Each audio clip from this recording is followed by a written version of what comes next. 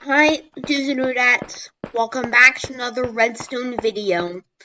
Now, this episode of Redstone Crash Course is gonna be focused on Redstone circuits that you might want to know for Redstone builds that you do in the future.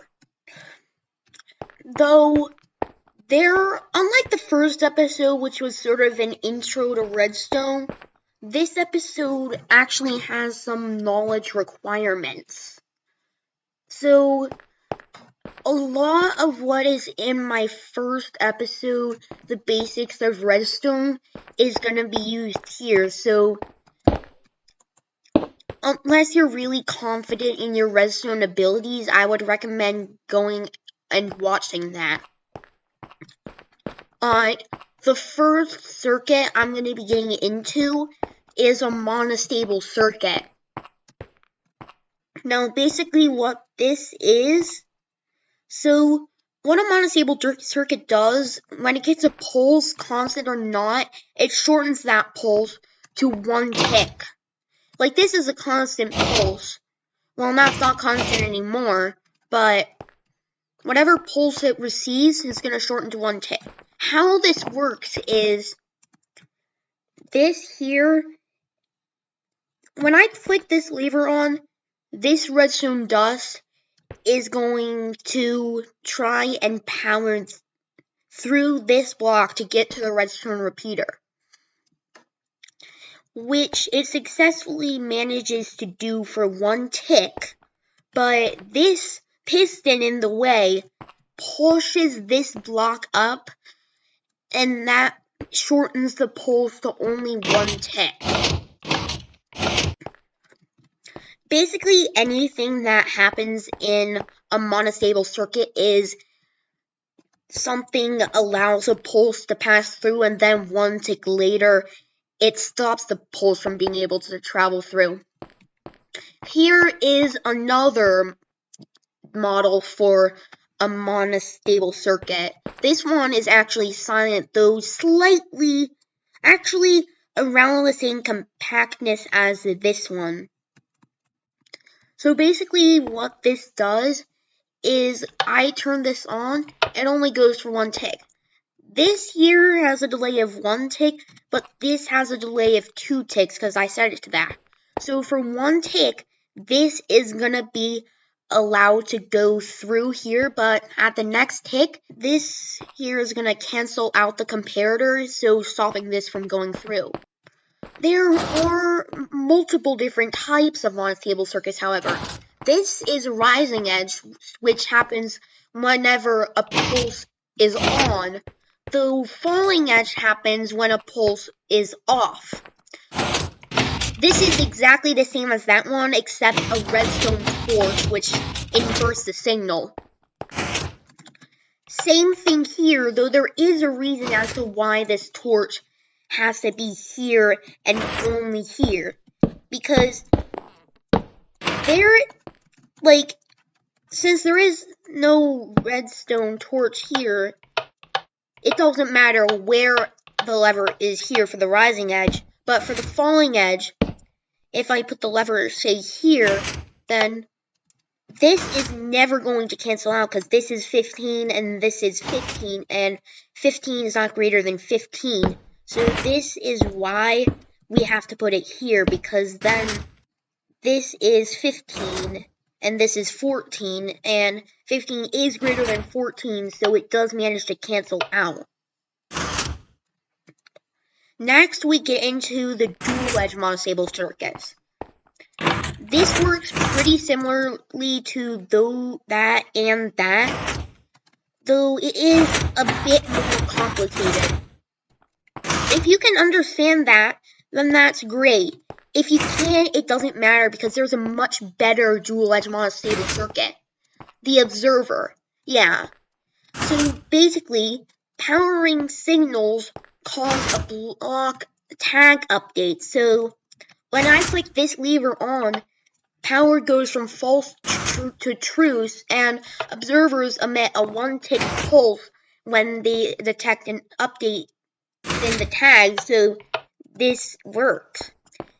this also works with this here because this is going to change from 0 to 15, and when it's off, it's going to change to 0. However, it doesn't work here because these two have tags, but this does not have a tag to determine when it is powered. Though it is easy to do a setup like this if the power is going into a block, which is still more compact than that. Next, we get into the Redstone Clocks.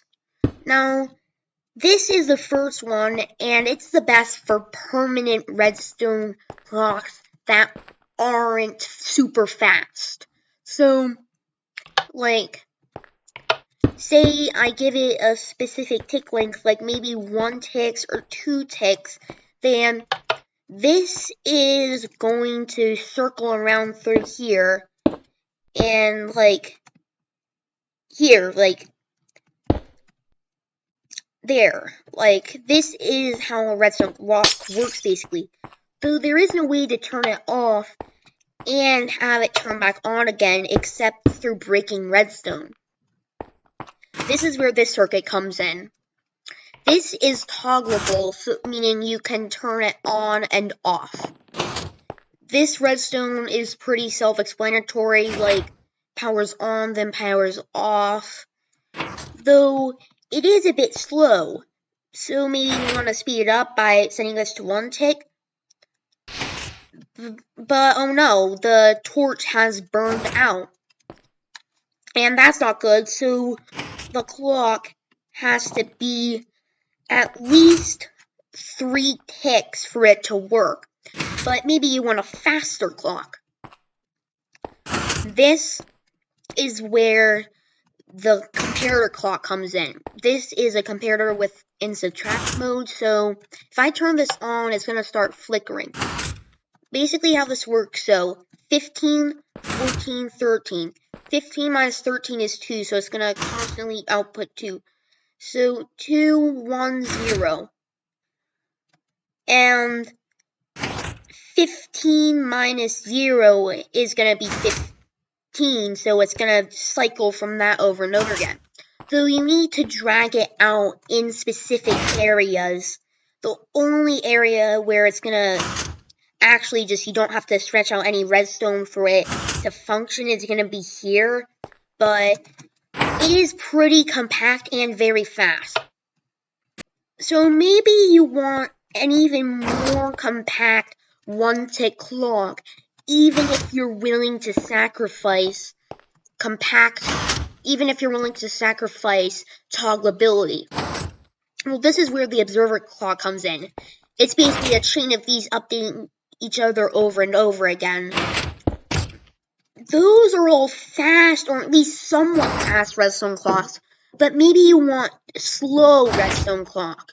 Well, this is the one for you. This is an Etho hopper timer, and it's told that because it was made by Etho's lab quite some time ago, I'm guessing. So basically, it uses locking hoppers and stuff. And I'll just show you how this works. So when either hopper is locked, it cannot put items into the other hopper. But the other hopper can put items into it. And then when one hopper has all the items and the other one has none, then only one of these comparators is going to be on. And since only one of these pistons is going to be powered, then the redstone clock is going to be moved, so this is going to be turning on and off at a very slow rate. You can change how fast it is by putting more and more items in there. Now let's get into the key flip-flops. So this here is a monostable circuit. You probably recognize this. But this, since it's a monostable circuit, this is going to give this sticky piston a 1 tick pulse, and that means that they spit out their blocks. And then when this is pushed here, this is going to allow the redstone torch to emit its power to this redstone dust. Let me show you.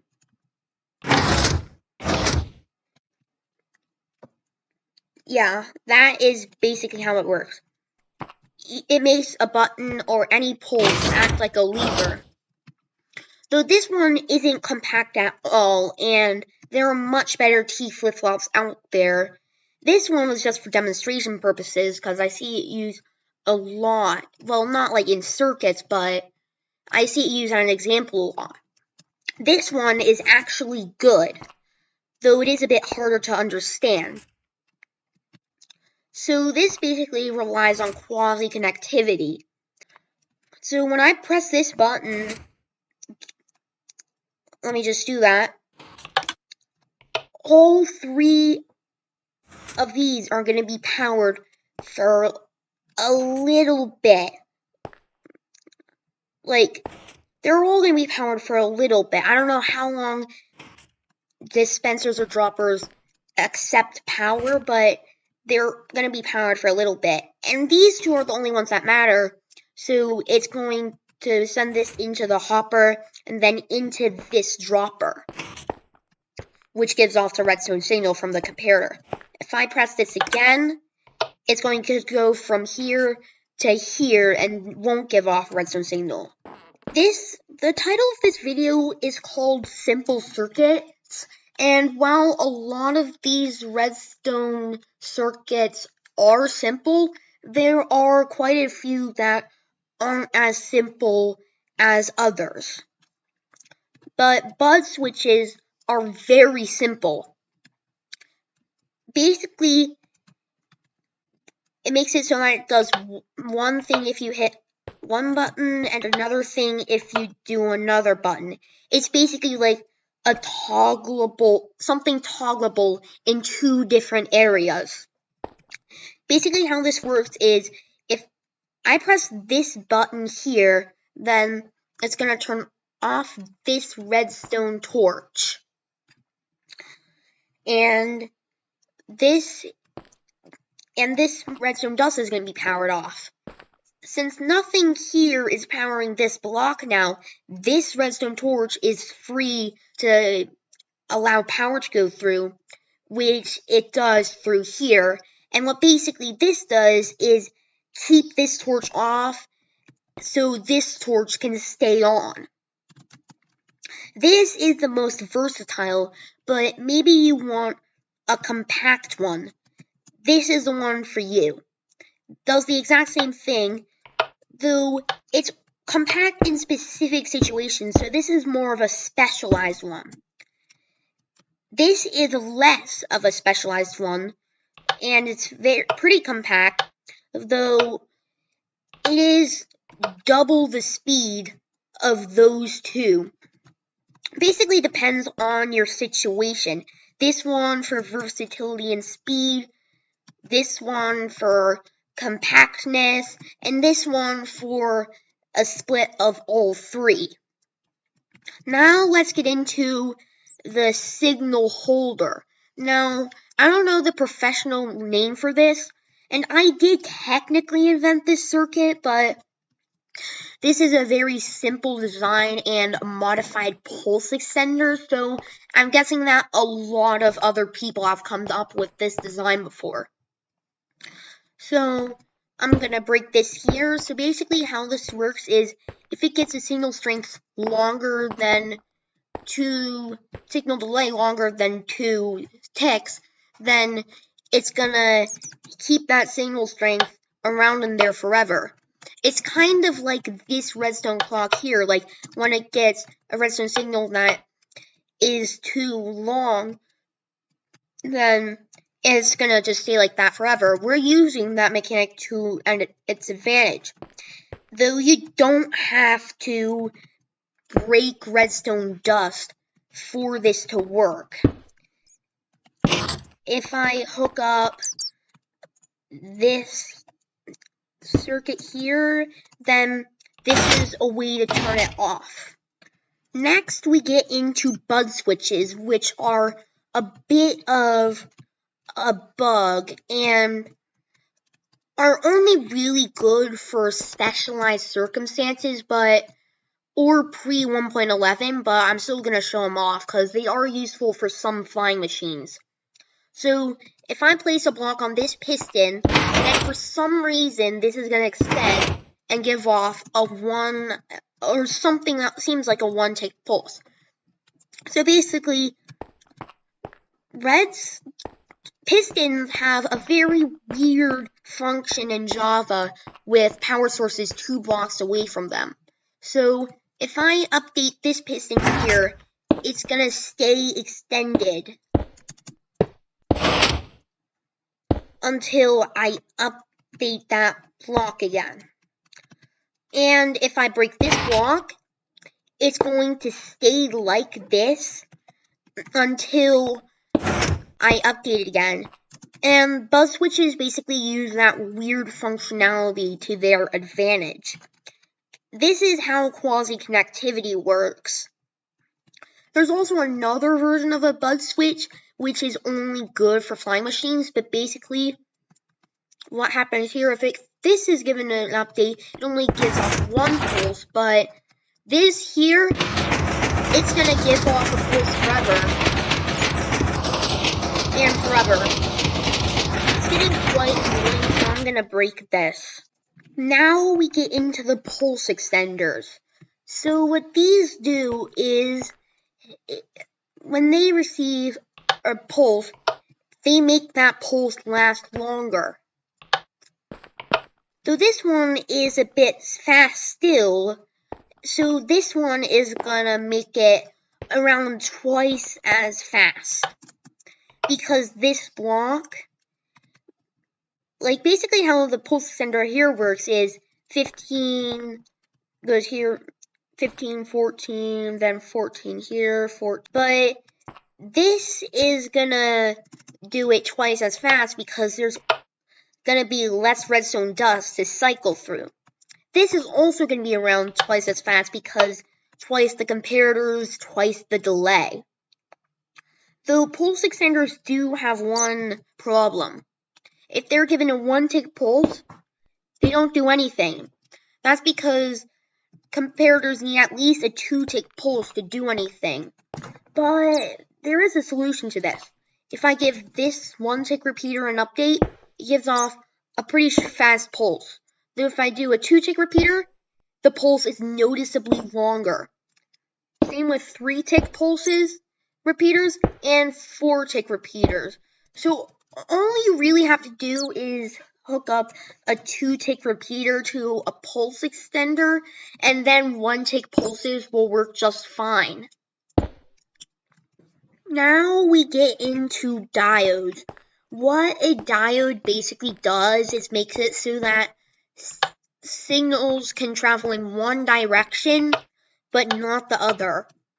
This is the most widely used one, and it only has a tick delay of 1 tick, unless for some reason you really want it to have a delay, but why would you want that?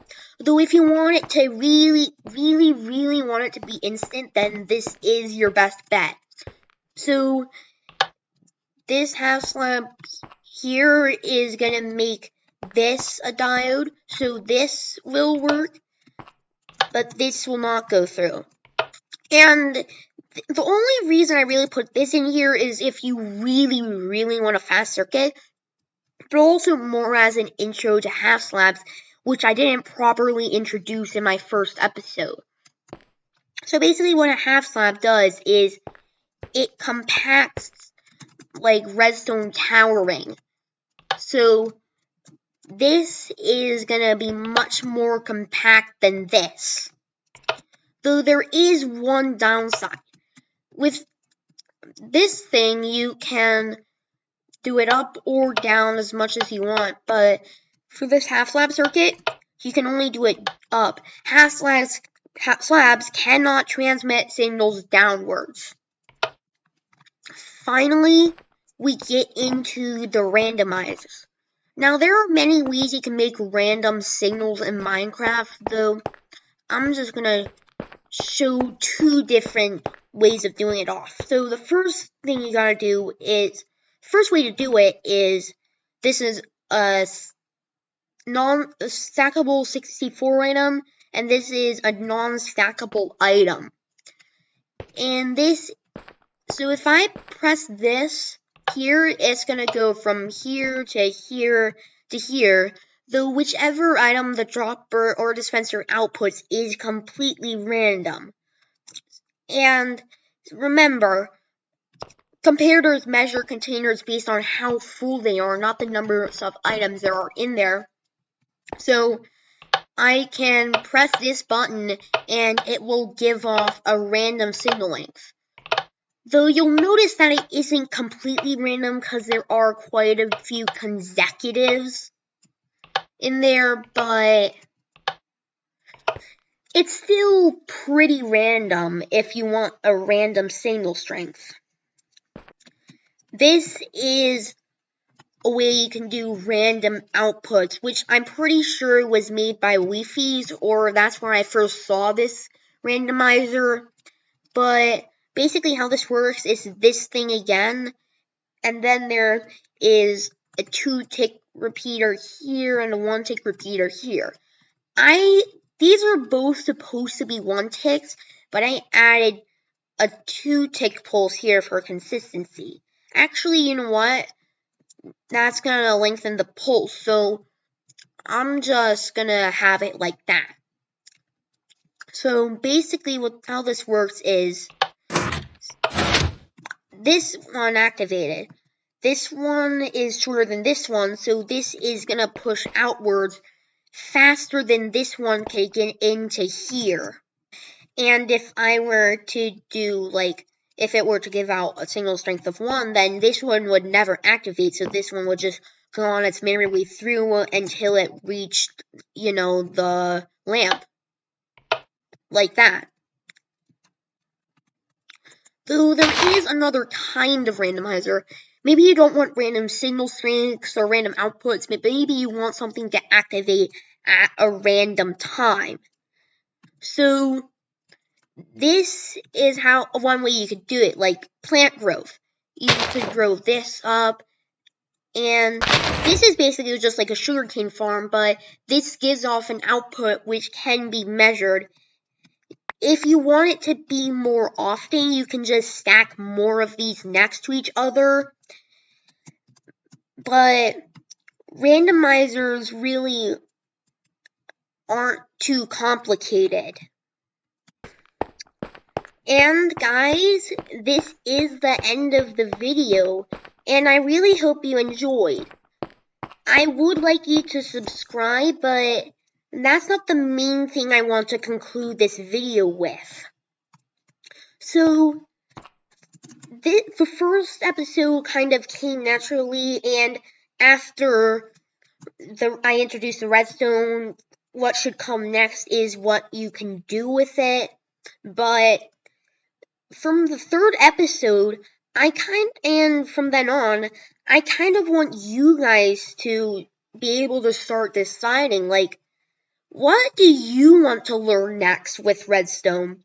I'm personally thinking teaching flying machines or logic gates, but I want to hear your input, so please let me know in the comment section down below. But anyways, if you enjoyed, please like and subscribe. And that concludes this episode, so bye guys!